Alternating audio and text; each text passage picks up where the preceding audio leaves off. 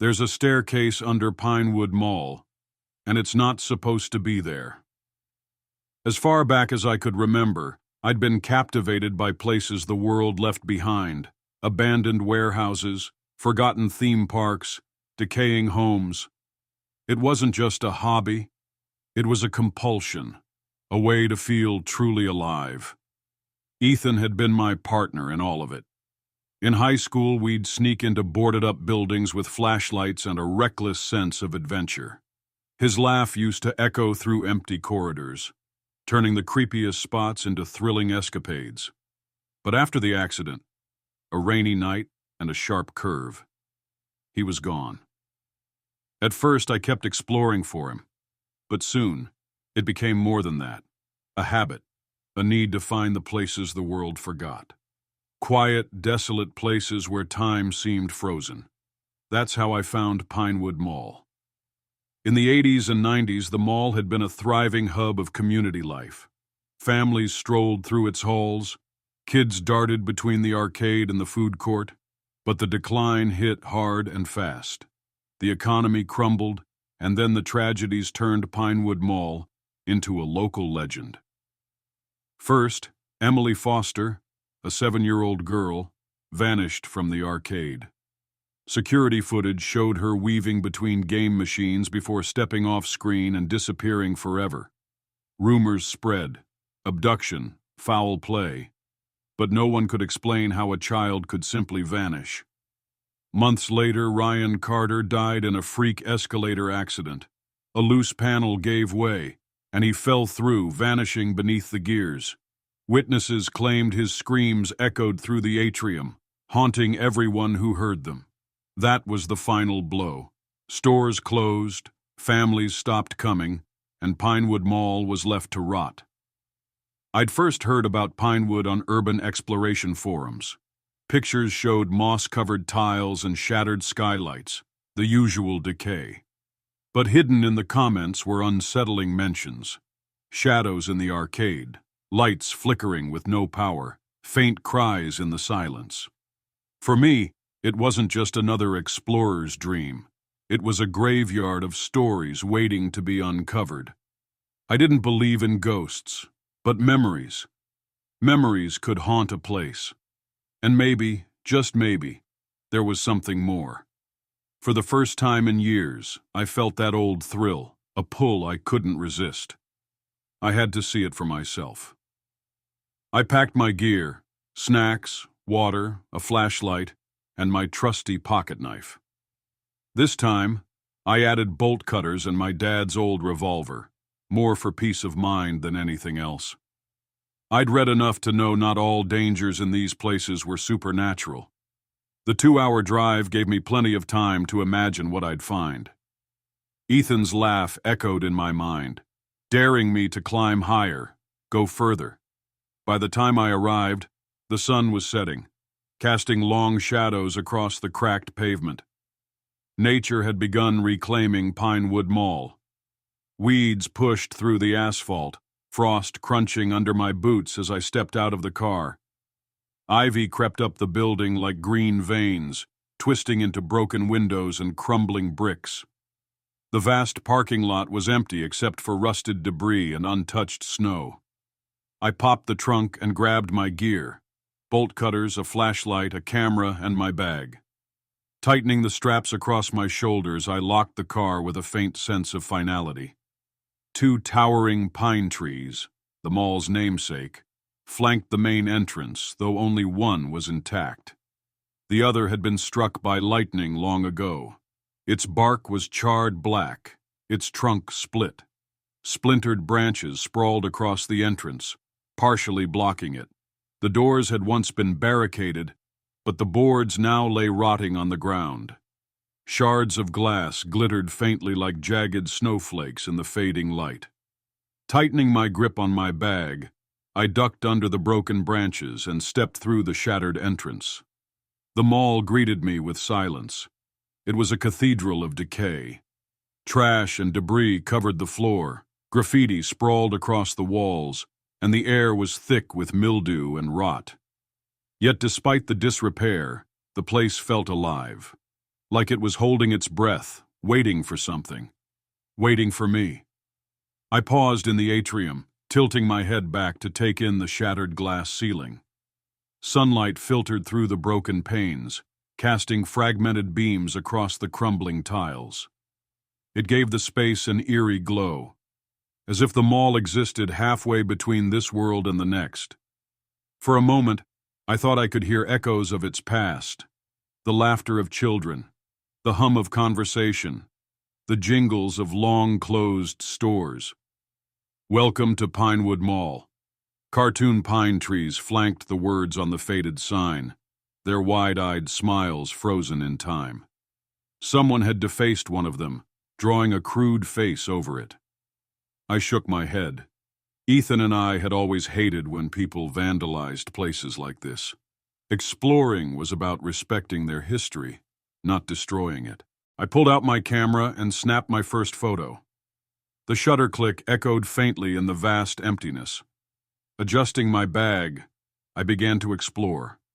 I wandered through the atrium, my footsteps unnaturally loud in the cavernous silence. Time had ravaged the mall, but every corner seemed to tell a story. Shops frozen in their last moments, a surreal snapshot of a world left behind. The first shop was a sporting goods store.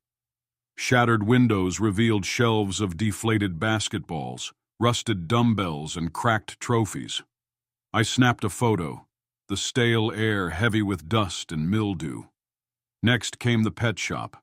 I imagined kids pressing their faces to the glass, marveling at colorful fish, or begging for a puppy. Now the tanks were cracked, the walls streaked with grime. But the floor made me stop. It writhed. Thousands of cockroaches scattered as my flashlight swept over them, their slick bodies vanishing into the shadows. My stomach turned and I backed away. Further in, the Macy's stood like a decaying giant. Displays lay toppled, clothing racks stripped bare. The escalator caught my eye, its frozen steps leading upward. I hesitated, shining my light. The beam revealed dozens of mannequins huddled on the upper floor like a silent congregation.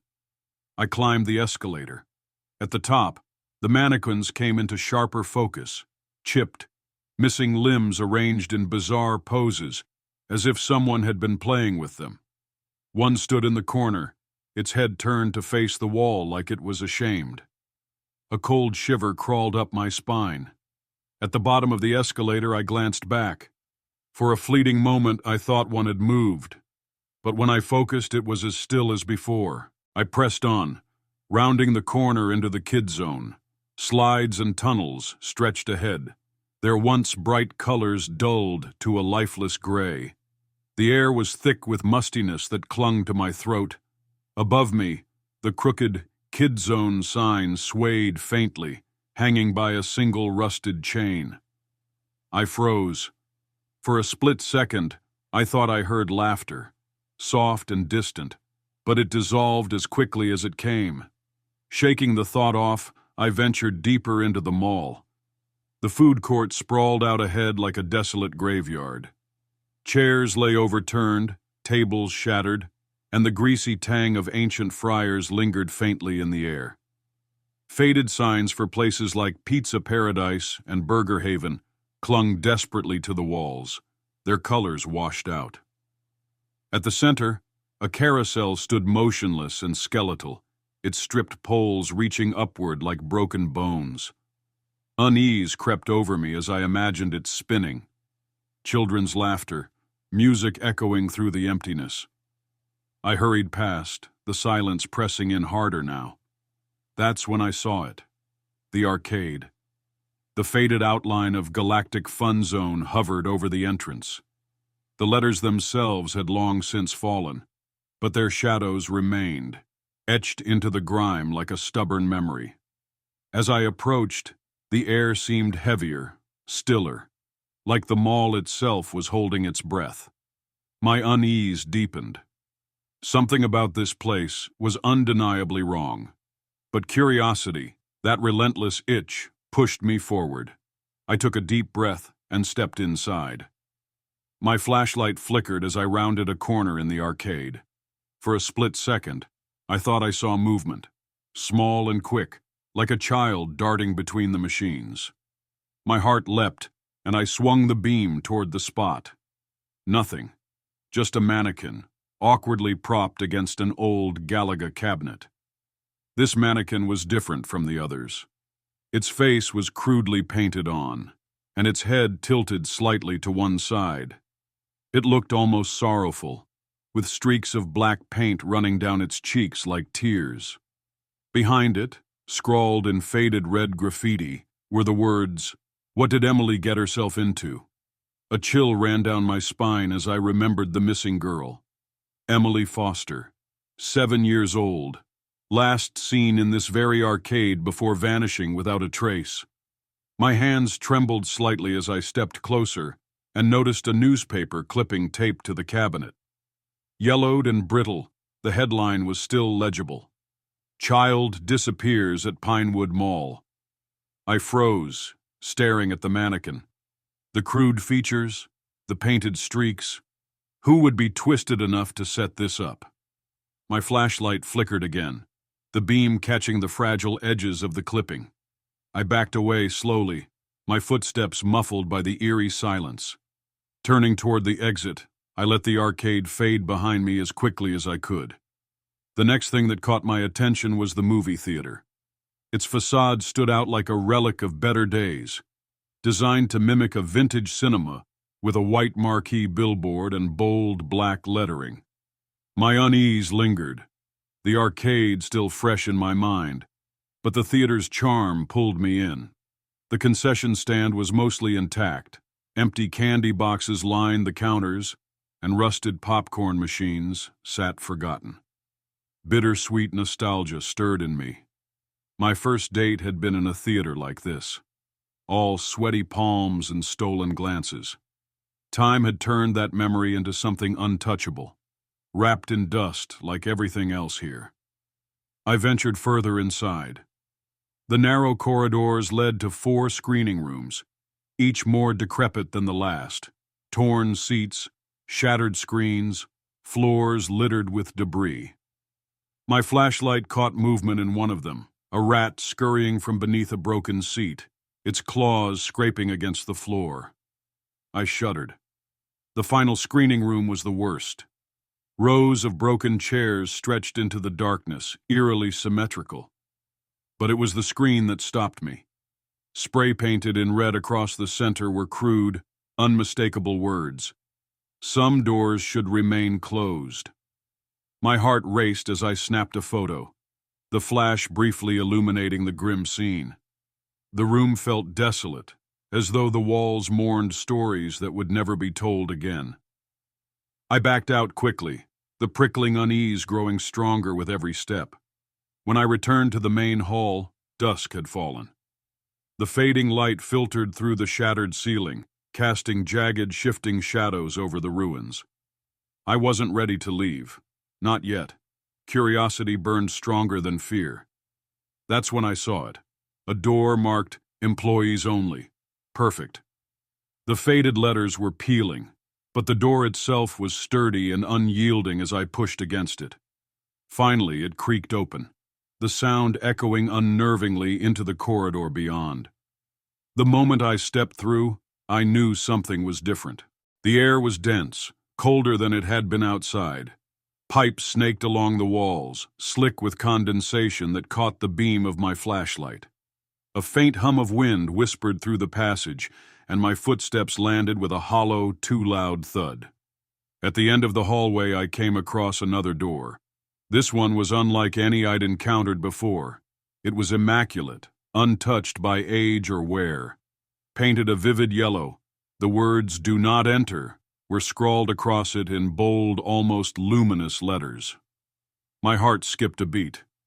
The door felt out of place, like it didn't belong in the same reality as the rest of the mall. Everything about it screamed danger, but my curiosity drowned out any sense of caution. The door was secured with chains, but I didn't hesitate. I swung the bolt cutters, the sharp snap of metal shattering the stillness like a gunshot. The chain hit the ground with a dull thud, the sound reverberating through the corridor like a warning. I gripped the handle, took a steadying breath, and pushed the door open. The hinges let out a groan of protest. A slow, echoing creak cut through the silence like a blade. It revealed a staircase. The sight froze me in place.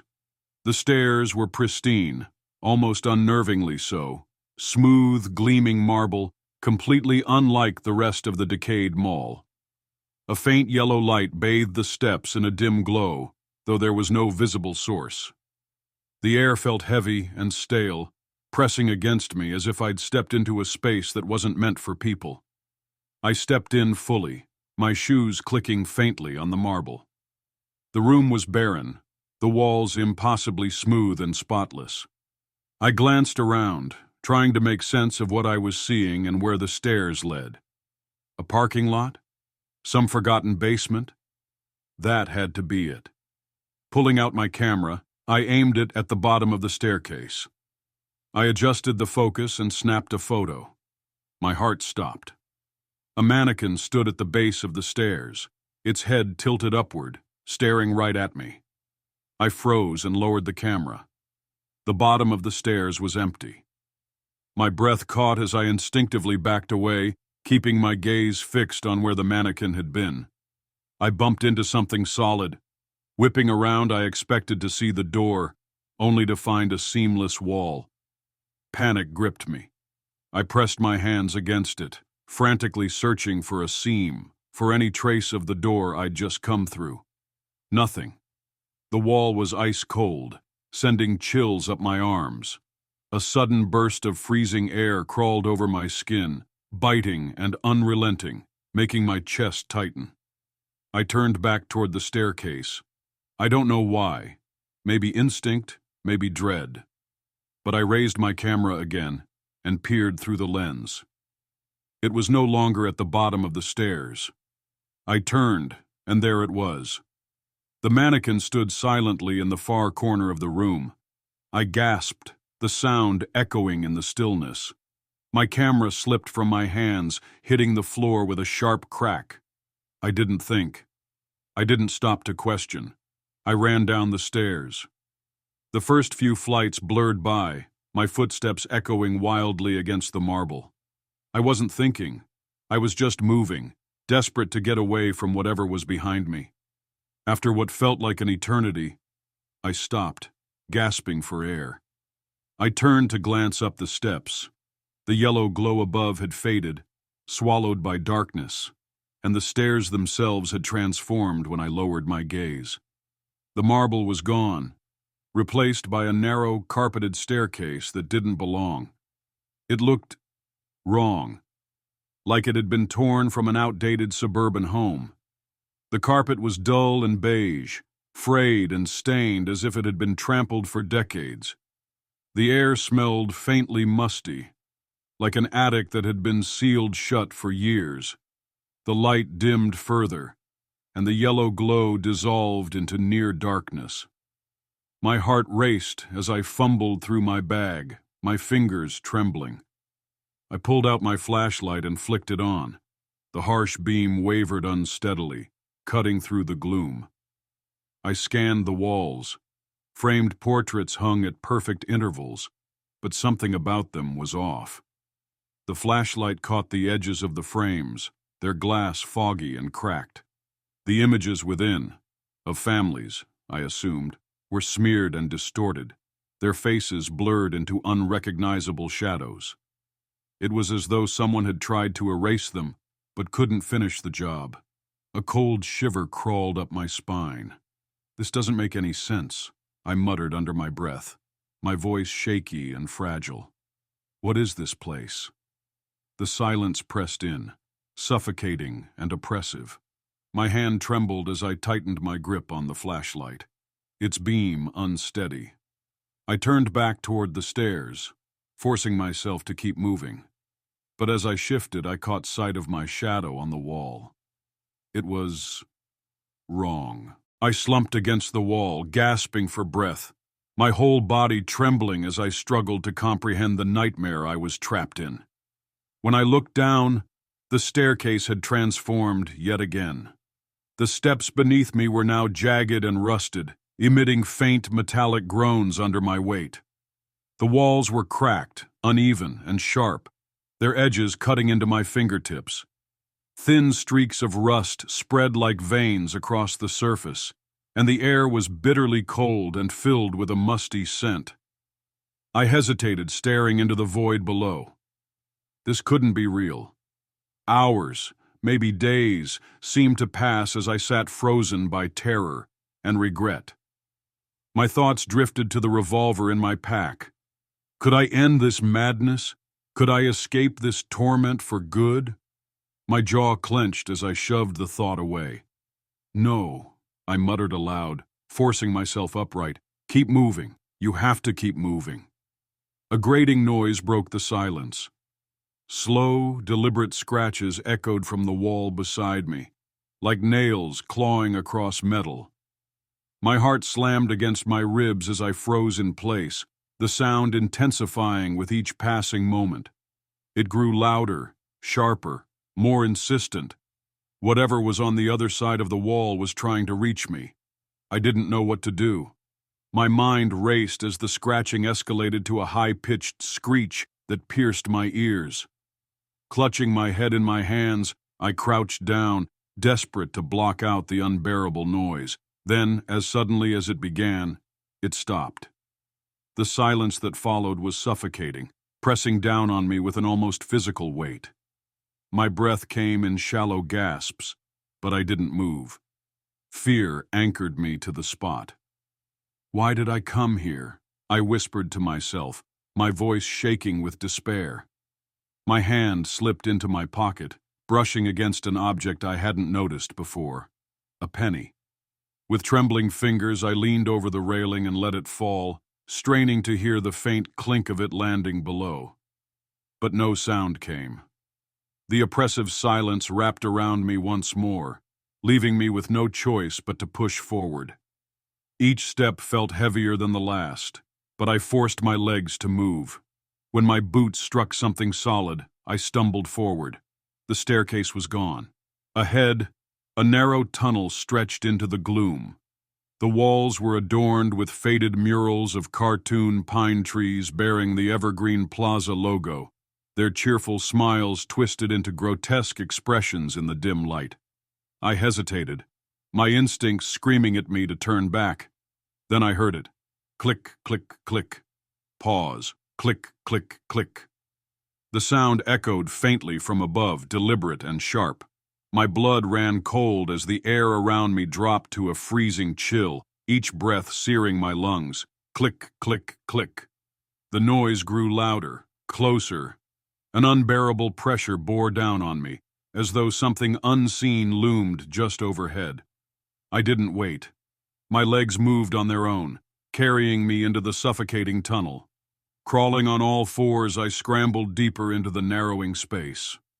The walls pressed against my shoulders and knees, constricting me with every frantic movement. My breaths came in short, ragged bursts, my heart hammering in my chest. Then I heard another sound, closer this time, scratching, scuttling. My flashlight trembled in my grip as its beam caught movement ahead. My stomach flipped. Ethan. A swarm of them poured from the shadows, their furless tails twitching and their glowing eyes locking onto me. I swung the light toward them, but they hissed, a sickening chorus that sent me into a full-blown panic. The rats surged forward, climbing over my legs and scratching my skin with their sharp claws. I screamed, kicking and thrashing, but they didn't relent. Click, click, click. The sound returned, sharper and faster, echoing from behind me. Whatever I had fled was catching up, and I couldn't stay here. I forced myself forward, shoving through the tide of rats. Their claws tore at my hands, but I kept moving. The scuttling grew louder, the squeaks more frantic, and then I hit something solid. My hands pressed against a flat surface, a dead end. No! No! No! I cried, pounding against the wall in desperation. My fingers scrambled over the surface until they found it, a small, cold doorknob. Without hesitation, I twisted it and shoved the door open, falling through and slamming it shut behind me. Collapsed on the ground, I lay trembling, my breath coming in shallow gasps. The air was stale and heavy, and beneath me, the surface was coarse like weathered stone. I pushed myself up, my fingers brushing against the jagged edges of walls that seemed to be decaying. The staircase was back, but it had changed again. Now, the only way was up. The crumbling stone steps spiraled toward a faint light far above, mocking me with its distant glow. That's when the weight of it all crushed me. I slumped against the wall, burying my face in my hands as tears streamed down my face. Despair threatened to swallow me whole, and for a fleeting moment, I considered ending it. The revolver came to mind. "No, Sam. No," I whispered fiercely, grounding myself in the cold, rough stone beneath me. The temptation lingered like a shadow, but I couldn't give in. Not now. "You have to try." A sudden noise shattered the silence, a cheerful voice, incongruous and robotic. "Attention, shoppers. Evergreen Plaza will close in. Zit. 10 minutes. Please make your final purchases and proceed to the nearest exit." The announcement dissolved into static, leaving me stunned. I looked around for speakers or any source of the voice, but there was nothing. Despite the terror curling in my chest, I took it as a sign, a cruel one maybe, but a sign nonetheless. I had to keep going. The steps above me twisted and bent at angles that defied all sense of reason, spiraling in patterns that made my head reel. They continued to shift as I climbed, narrowing in places so tightly that I had to press myself against the walls and shuffle sideways, only to suddenly widen into absurdly broad steps that disappeared into shadows beyond the reach of my flashlight. It felt as though the staircase was challenging me, reshaping itself with every hesitant step I took. Then, without any warning, the staircase abruptly ended. I almost fell forward as my flashlight's beam caught the sight ahead. Something strangely mundane in this surreal nightmare. An escalator. It looked completely normal and untouched.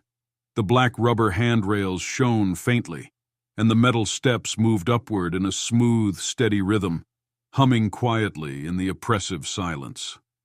A faint sense of relief washed over me. For once, I wouldn't have to walk. I stepped onto the moving stairs, letting them carry me upward as my mind wandered in a haze of confusion and exhaustion. How could any of this be real? What would someone like Noah do in my place? He'd always been the one to think on his feet, to crack a joke even in terrifying situations. The memory of his laughter echoed in my mind, a painful reminder of what had been lost. But my thoughts shattered as I neared the top. The last step jolted under me, its metal panel rattling loose. Before I could react, a small hand shot out from the gap between the panel and the grated metal edge, latching tightly onto my leg. I let out a sharp cry, stumbling forward and falling hard onto the floor. My flashlight clattered out of my grip, spinning wildly as its beam danced erratically across the walls. I twisted around to see what had grabbed me, and my stomach dropped. A boy, no older than 9, was wedged deep inside the escalator's inner workings, where the loose panel had shifted. His body was grotesquely contorted, his limbs mangled and bent at angles that should have been impossible, as though the machine had tried to consume him. Wires and jagged pieces of metal pierced through his decaying flesh, binding him to the escalator's gears like some grotesque puppet. His face was locked in an expression of pure agony, his mouth hanging open in a shattered, unnatural gape. Then, he screamed. The sound wasn't human. It was high-pitched, shrill, and so piercing it felt like it was tearing through my skull. My vision blurred as pain exploded in my head. I kicked frantically at the small, icy hand still gripping my leg. "Let go!" I yelled, but my voice was drowned out by the unrelenting, ear-splitting wail. I kicked again, harder this time, but then the boy's other hand shot out and clamped onto my ankle, dragging me closer to the jagged opening of the escalator. I scrambled desperately, clawing at the smooth floor for anything to hold on to, but there was nothing. The gun. The realization hit me like a shock of icy water. My shaking hands fumbled with my bag, the scream drilling deeper into my mind as I tore it open. My fingers closed around the revolver's cold, heavy grip, and I pulled it out, leveling it at the boy's head. His glassy, hollow eyes stared back at me, unblinking. I pulled the trigger. The shot rang out like a thunderclap, deafening in the narrow space. For a moment, the world seemed to stop. My ears rang, leaving me disoriented in the sudden, jarring silence that followed. The boy's body jerked violently, his grip loosening as he collapsed backward into the grinding machinery. The escalator shifted. The loose panels slid back into place, the steps now smooth and unblemished, as though nothing had ever happened. I scooted backward, pressing my trembling body against the wall. My chest heaved, my breath coming in short, ragged bursts as I stared at the spot where the boy had been. My hands wouldn't stop shaking, the cold weight of what I'd done settling over me like a suffocating blanket. "No," I whispered, my voice cracking under the strain. No, I didn't have a choice. It wasn't a kid, it wasn't human, it wasn't real. The words felt hollow, an empty mantra meant to silence the rising tide of guilt in my mind. I squeezed my eyes shut, forcing myself to take slow, deliberate breaths. When I opened them again, the stairs were back, but they had changed once more. This time, they were narrow and spiraled endlessly upward, the jagged metal steps twisting like the winding staircase of an ancient lighthouse. And that's when I heard it. A noise, faint but deliberate, coming from the other side of the wall. I froze, pressing my ear against the cold surface. The sounds were human. Voices of a family talking, laughing, and eating dinner. It felt so normal, so ordinary, that a fragile glimmer of hope flickered inside me. "Hello! Can you hear me?" I screamed, pounding on the wall with both fists. "Please help me! I'm trapped in here!" The voices stopped abruptly. My heart sank. Then a man's voice, muffled but close, called out, "Who the hell are you? What the hell are you doing in my walls?" Relief rushed through me. I didn't care who he was. Just hearing another person's voice was salvation. "I don't know where I am," I shouted back. "I've been stuck here for hours, or maybe days. I just want out." "Look, I've got my kids in here," the man replied, his tone turning irritated. "You need to leave. I'm calling the cops." "No, you don't understand. I can't leave. Call the cops. Please, call them." Before he could answer, the same biting cold returned. My skin began to freeze, and my breath came out in shallow, visible puffs. I shivered uncontrollably. My eyes widened as the lights flickered violently, dimming and surging as though the staircase itself was alive. I backed away from the wall, realizing too late that I'd attracted the creature's attention. A faint, deliberate clicking echoed from below. The lights flickered again, and I saw it. An enormous, insect-like creature emerging onto the escalator. Its long, jointed legs tapped against the metal steps, each movement unnatural and calculated. Mandibles the size of my legs clicked rhythmically, like a predator preparing to strike. Then it hissed. A wet, disturbing sound like steam escaping from rotting flesh. "It's here," I whispered, my body pressed flat against the wall. "Please, hurry. It's right there." "What are you talking about?" the man on the other side demanded. "What's there?" But I couldn't answer. The creature's limbs creaked and cracked as they shifted, its long body moving in jerky, disturbing bursts. It paused, then lunged forward, its speed blinding. My heart pounded in my chest as I scrambled away, holding my flashlight like it was a weapon. "Help!" I screamed at the wall. "Get someone! It's coming!" But the voices on the other side fell silent. Instead, I heard a soft, distant giggle, a child's laughter, light and carefree. I froze, glancing back toward the wall. The man's voice returned, eerily calm. "You shouldn't have come here, kid." I turned back to the creature and raised my revolver. My hand shook so violently that I almost dropped it, but I pulled the trigger. The shot rang out, deafening in the confined space. The creature flinched but didn't stop. It tilted its grotesque head, mandibles clicking faster, as though mocking me. I turned and ran, my boots pounding against the steps as I raced up into the darkness. The staircase twisted and spiraled in ways that defied reason, every step pulling me deeper into its impossible shape. The clicking of its legs followed me, getting louder and louder with every second. Its long limbs scraped against the walls, its grotesque form skittering unnaturally as it closed the gap. My flashlight slipped from my grasp as I stumbled, its beam spinning wildly across the walls. I reached for it, but then a sharp pain shot through my leg. I screamed, twisting around to see one of its claws slicing through my jeans, pinning me to the spot. I fired again.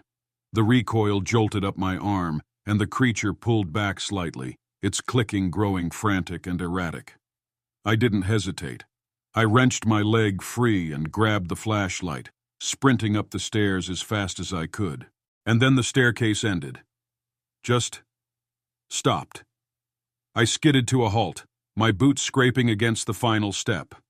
Before me, there was only darkness. A vast, endless void. No floor, no walls, no ceiling. Just an abyss, humming with a suffocating silence.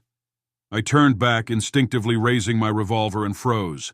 A sound echoed down the stairs. Laughter. Familiar, infectious laughter I hadn't heard in years. My grip on the gun wavered as tears blurred my vision. Ethan. A silhouette emerged from the shadows, walking with a staggered, puppet-like motion. His grin was too wide, but his voice, it was exactly as I remembered it. "This is quite the adventure, don't you think, Sam?" he teased, his voice light and carefree, like we were still kids sneaking around at night, exploring abandoned buildings. I froze, my chest tightening, the revolver shaking in my hands. Ethan?" My voice cracked. "No, this isn't real. This is just another damn trick." He laughed, a hollow, rasping sound that made everything feel smaller. He stumbled closer, his shoulders slamming into the wall, his head tilting at a grotesque angle. "You always were such a scaredy cat, Sam," he slurred, his voice warping and dragging like a broken record. "You stopped coming to see me, left me alone in the dark." Tears blurred my vision. "Stop! You're not him!" His head twisted even further, the bones grinding with a sickening crack. "You never cried for me?" he sneered, his hollow eyes locking onto mine. "Not when you abandoned me." I couldn't move. His shattered hands reached out, shoving me backward. I screamed as I fell into the void, the revolver slipping from my grip and disappearing into the darkness. Sam's twisted grin, his mangled face, was the last thing I saw before the blackness swallowed me whole. I was falling. I fell. No wind, no sound, just the sensation of weightlessness. Sam's laughter echoed faintly, memories flickering like a broken film. Time blurred, stretched into something unrecognizable. And then I hit the ground. The impact should have killed me, but it didn't hurt. The ground was cold, solid. Gasping, I opened my eyes to the same smooth, pristine ceiling I'd seen at the start. The staircase stretched before me, glowing yellow and untouched. I staggered to my feet, my chest tight, my mind reeling. The door to the mall stood ajar, just as I had left it. Half expecting the walls to close in, I stumbled through, boots crunching glass as I ran for the exit. My car was still there, silent and waiting. I threw myself into the driver's seat, turned the key with shaking hands, and peeled out of the lot without a second glance. When I got home, I sat in my car, forehead against the steering wheel, replaying everything in my mind. The neighbor's dog barked faintly outside, grounding me in reality. I dragged myself to my apartment, avoiding the stairs completely. No more stairs, I promised myself, pressing the elevator button. My cat, Oscar, greeted me with a soft meow when I entered. I collapsed to my knees, burying my face in his fur. The simple comfort nearly shattered me. I fed him mechanically, then stumbled to my bed. Sleep claimed me the moment I hit the mattress. I don't know how long I was out when the cold woke me. A chill that didn't belong, sinking deep into my bones. I shot upright, gasping for breath. The closet door was ajar. I knew it had been shut. My eyes flicked to the floor. The glow. A sickly yellow light spilled across the room, leaking from an impossible opening. A broken, bloody hand slid around the edge of the door. Then the top of a head appeared, dangling unnaturally, eyes gleaming from the shadows. My best friend's twisted laughter broke the silence, broken and distorted. The first flight of stairs stretched into the dark, waiting for me to follow.